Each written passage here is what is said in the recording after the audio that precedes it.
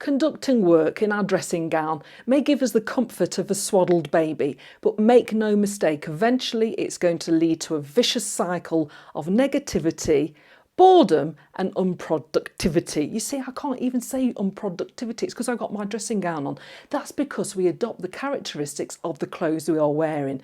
So it is time to get up, get dressed and get going. If you're a person who feels that what you wear is completely superficial, I'm going to invite you to rethink that.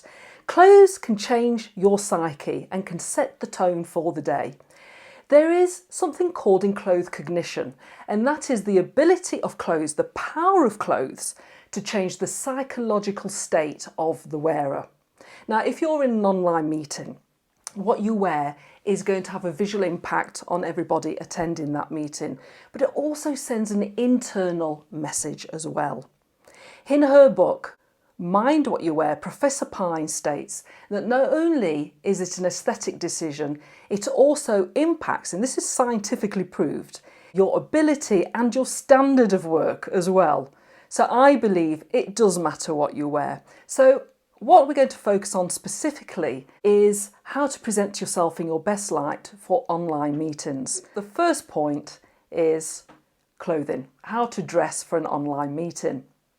Truly, what works best in front of a camera is simple, clean lines and plain block colours. Now, I'm not saying dull block colours, they can be bright colours as well. But try and avoid patterns and stripes because it confuses the camera lens and it can come across as being distorting, and that's very distracting. Number two is makeup. Makeup in the professional TV world is applied on incredibly heavily because the cameras drain you of colour. So to counteract that, they layer it on. Even the guys get some treatment here with powdered noses and so forth. So don't be scared to wear a bold coloured lipstick, knowing that it's going to be diffused on the final image or the final view. Now here's a sneaky little trick, and I don't know why I'm whispering. If you use the app Zoom, there is a sneaky little button called Make Me Look Better, and that is in settings, meeting settings. We've got to use what we can, and let's face it, I don't care whether you're a man or a woman, there are simply some days we need to use that button. It's also worth thinking about camera angle and setup. If you can find a place to set up the camera every time you have an online meeting, it just works well in that you're controlling the background, you can control the lighting and the camera angle. So let's talk first of all camera angle. Trust me, I have tested this. Is the best possible angle is slightly downwards. It is far more flattering than any other angle. If you haven't got a camera tripod to enable you to do this, then just set up some books, an ornament, anything to prop your camera against so that you have a stable position to position your camera, which means your hands free, you can move naturally and you can move normally.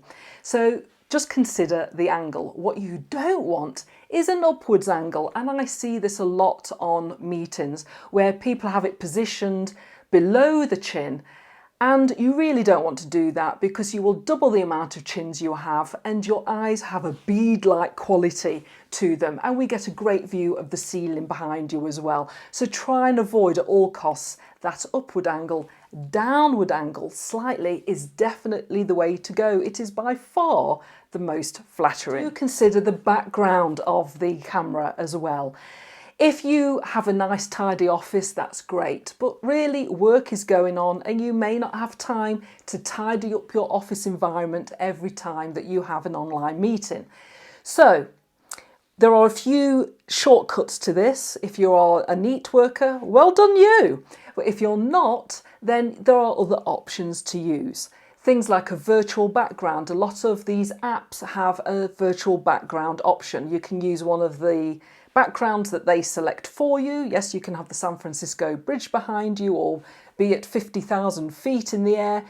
Or alternatively, you can import one of your own images, which is quite nice, because I think quite a sneaky way around this is to take a picture of your office, like all set up, nice and neat, nice and tidy, like theatrically staged for perfection, and put that behind you as your virtual background. Failing that, another option is just to find a blank wall, maybe 1 metre by 1 metre, and sit next to that. And then just make sure that the camera angle really just focuses on a head and shoulders shot of you. Let's talk about lighting. Lighting makes an enormous difference. If you have a window with natural light, sitting in front of the window with the camera in between you will give you a nice even lighting effect. I have a window, as you can see, to the side of me, which means this side will be in shadow. To counteract that slightly, I have positioned a light to fill in that shadow and give a more natural light. And it does make a difference. Let me show you how that makes a difference. You see, it actually does make a difference. Let me turn the light back on. So you don't need professional lighting for that. Just grab a lamp, put the lamp behind the camera pointing to you, and it will balance out the light with the window.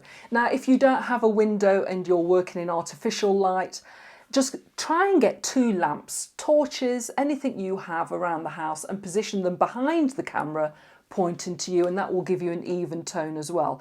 And then if you have other lamps, you can dot them around the room, like I have behind me, just for a little bit more atmosphere. I'm not trying to create a halo effect around me, although I see that is what it's doing. So that is lighting. It does make a difference. It helps just light you in a more professional way. Finally, noise. You can't really help external noise. Closing doors may help, closing windows may help, but I think most people are quite sympathetic to the fact that if you are holding an online meeting, external noise is going to happen. So don't stress too much about that, just minimise it as best as you can. Now, this might seem like a big palaver just to have an online meeting. Spending a bit of time setting this up and giving it a bit of due consideration means that you can attend your online meetings with confidence and be portrayed as the professional we know you are.